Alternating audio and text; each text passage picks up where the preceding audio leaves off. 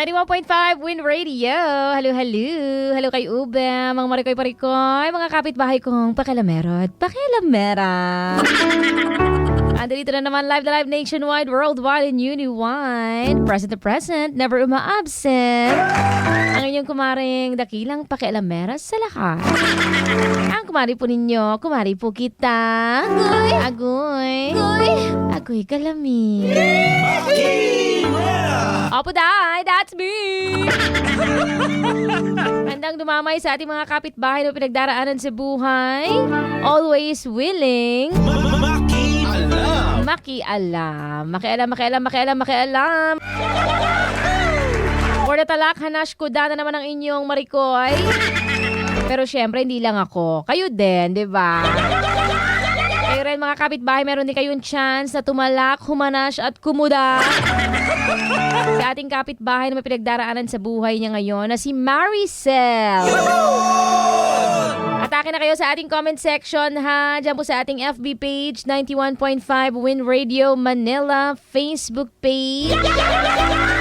Naka-up na ang ating story dadamayan ngayon, si Maricel.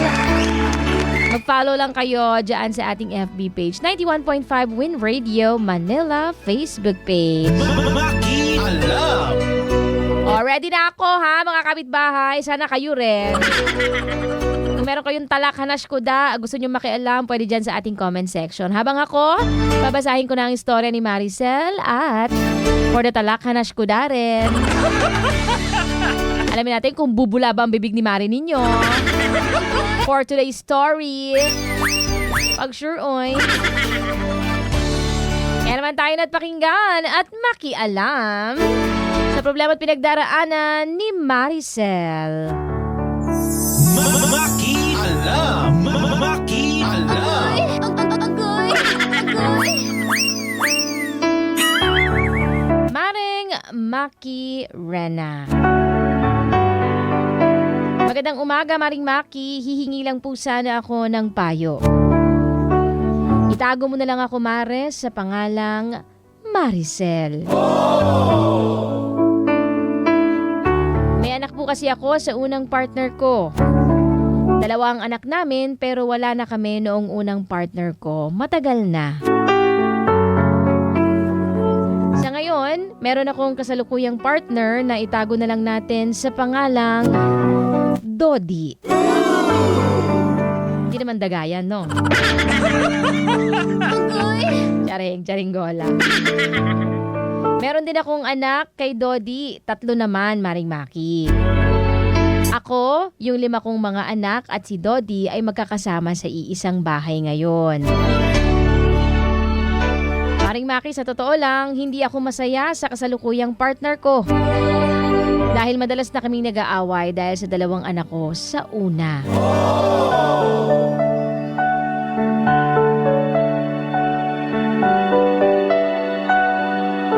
Ang gusto mangyari ni Dodi, ibigay ko o ibalik ko yung 2 anak ko sa una sa mga kamag-anak ng ex-partner ko.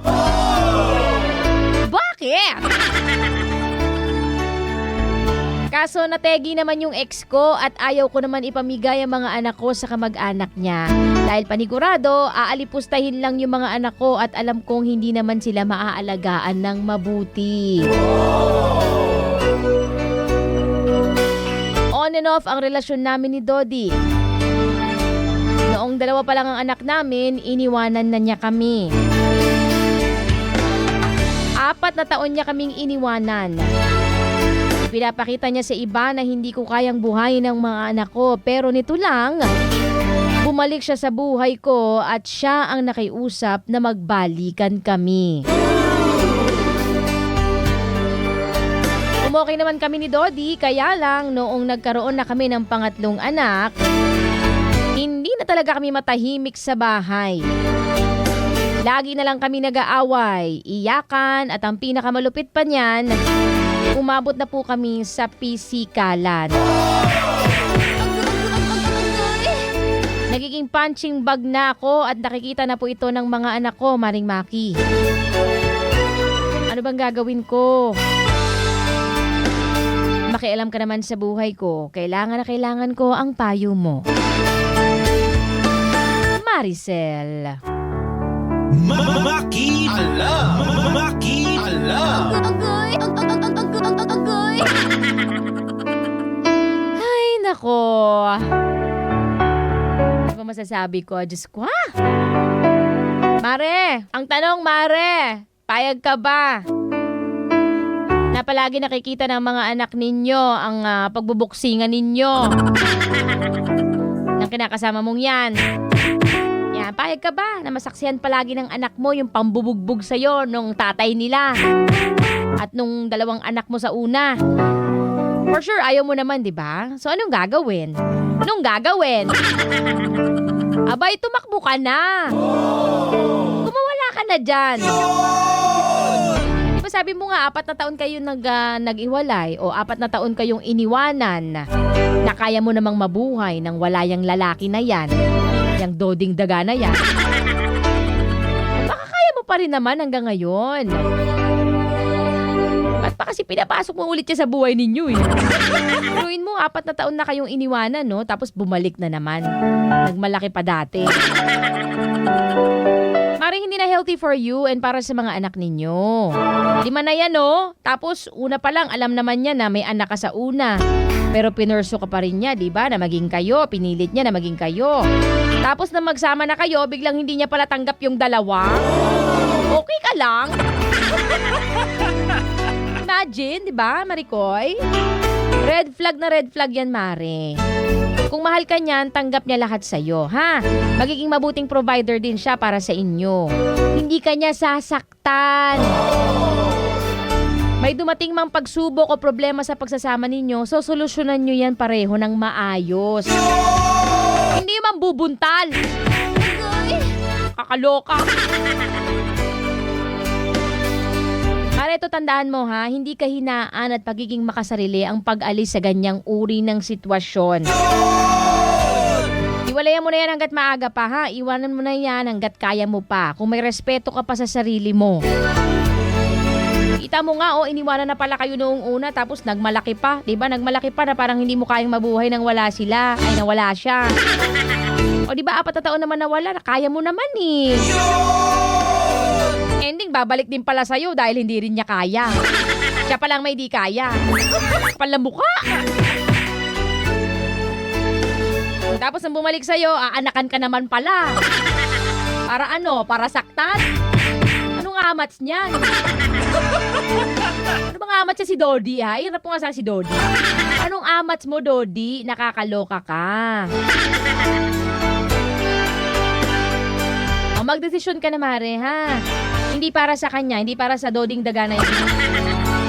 Hindi para sa kanya, kundi para sa mga anak mo at para sa sarili mo. Tigasan mo ang loob mo this time, Mare, ha? Manindigan ka. Oo. Taasan mo ang pagtingin mo sa sarili mo. Yung pride mo, itaas mo yan. Wag mo ibababa dyan sa lalaking na yan. Manindigan ka, ha? Mahirap mabuhay. Oo, mahirap mabuhay kapag single mom. Totoo yan. #danas. Mahirap talaga mabuhay kapag single mom ka. Pero mas mahirap mabuhay kapag may kasama kang ganyan sa buhay. Kakaloka. Isipin mo mabuti, Mare, ha? Hindi na magbabago yan. Hindi. Maniwala ka sa akin. Hindi na yan magbabago. Magbabago man yan, edi good for him. Pero hindi na para magsama pa kayo, ha? Hayaan mo siyang pagsisiyan ng mga ginawa niya sa inyo o sa'yo. Pwede siguro hingan mo ng support para sa mga anak mo. Deserve nyo yan, obligasyon niya yan, di ba? Pero para magbalikan pa kayo, it's a big no. No. Once na napagbuhatan ka na ng kamay, wag ka nang babalik pa dyan. No, never again. Okay, Maring Maricel, pakaisipin mo ang mga sinabi ko sa'yo. Hindi to para sa akin, para sa'yo yan. Okay? Ayan po si Maricel na nagpadamay sa ating mga kapitbahay. Kayo naman ang makialam dyan sa ating comment section. Go! Atake! At sa ating mga kapitbahay na gusto rin pakialaman ni Maki ang kanilang mga buhay-buhay, mga pinagdaraanan ninyo sa inyong mga buhay. Gusto nyo ng talak, hanash, kuda, o ay willing na willing naman ako. Makialam. Makialam dyan. Pwede kayo magpadala ng inyong mga storya. I-share niyo yan sa aking FB page, DJ Maki Rena on Facebook. That's DJ MAKIRENA. Or sa ating FB page, 91.5 Win Radio Manila Facebook page. Or sa ating email, djmakirena@gmail.com. Muli, ito ang Maki Alam. Makialam. Makialam. Makialam.